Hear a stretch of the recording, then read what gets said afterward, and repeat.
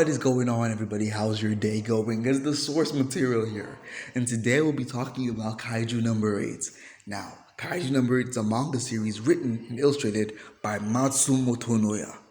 This manga starts off in modern day Japan, but not the Japan you know, because you see, for some unknown reasons, Japan is repeatedly attacked by giant monsters during this kaiju.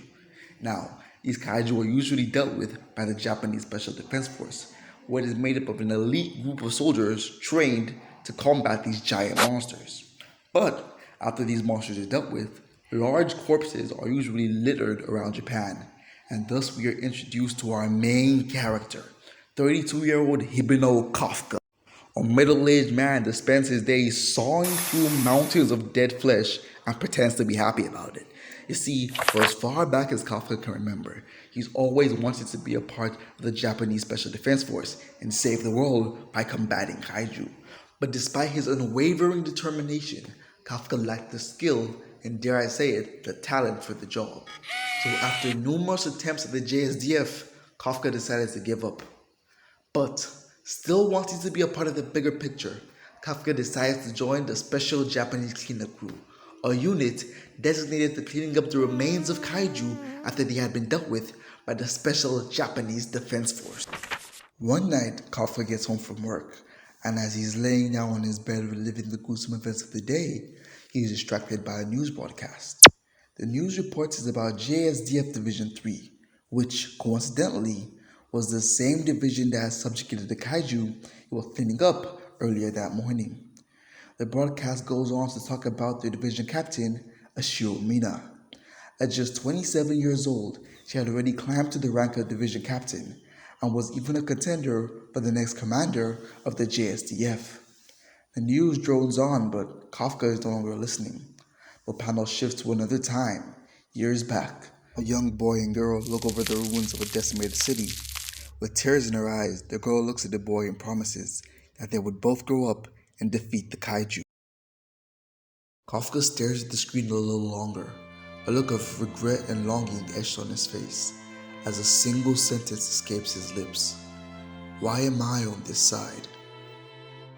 Kafka jumps on his bed, quickly trying to dismiss those memories, reminding himself that he has a pretty good life as it is, and despite what anybody might think, cleanup is a very essential part of keeping Japan safe.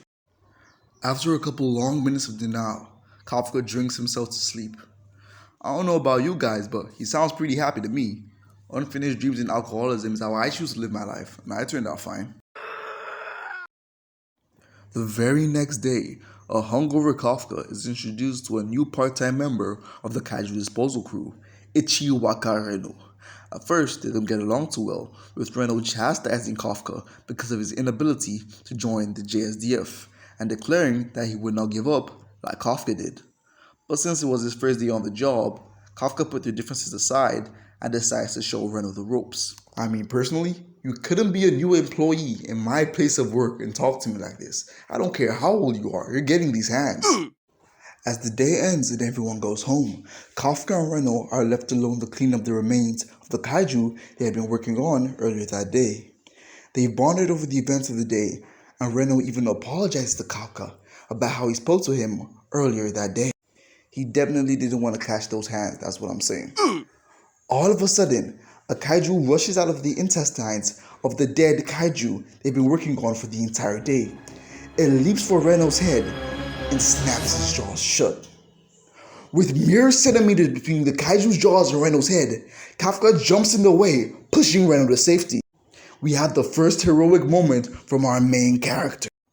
The manga's really starting to heat up now, but what's really bugging me is the fact that for the 2 days they were cleaning up this kaiju, this other kaiju patiently sat down within the folds of rotting flesh just for a part-timer to show up. This can't be happening regularly, because their staff turnover would have been crazy. Kafka yells at Reno, urging him to run away and make a report about the kaiju. Reno tries to argue, because he's stupid like that, but Kafka cuts him off, telling him that if he really wants to join the Special Defense Force, then he cannot die here. Reno hesitates for a moment, then runs off at full speed, promising to get help and leaving Kafka to face the kaiju alone. Kafka squares up against the kaiju, fully realizing that he's about to have his ass handed to him, as the kaiju rushes and absolutely demolishes him, tossing him against piles of rubble like a rag doll and knocking Kafka senseless. All the while this is happening, Kafka's life begins to flash before his eyes.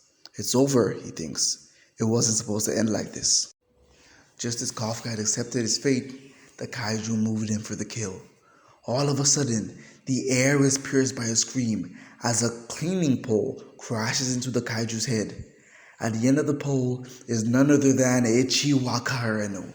He turns back to Kafka and yells that he had made the report, but if he ran away and left him here to die, then he'd never be able to join the Special Defense Force. Reno stares down the kaiju, while Kafka lies in a broken heap behind him.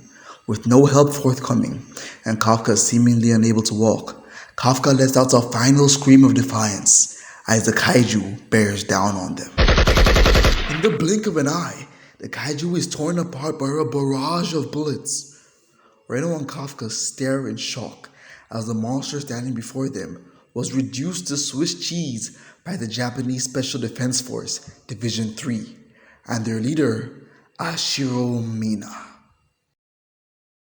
The next scene opens up with Reno and Kafka laying down on hospital beds. Kafka laments about his life, thinking to himself about just how powerful Mina had become, and that she was now someone completely out of reach.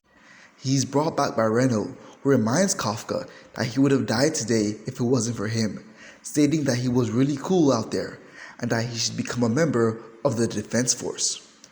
The words touch Kafka's heart, and with a newfound strength and purpose, he swears that he will try to join the Defense Force one more time. I mean, no shit, bro. I'm definitely not going back to work after that. Just as he finishes his conviction, a giant fly appears in front of Kafka. With arms, legs, and pointed teeth, it doesn't seem to be a normal household fly. And it all but solidifies that fact when it looks at Kafka and speaks. "Found you," it says. Taking advantage of Kafka's shock, the fly forces Kafka's jaw open and slides down his throat. Reno hears Kafka scream. He pulls back the curtain, but what he sees isn't Hypno Kafka, but a glowing humanoid kaiju.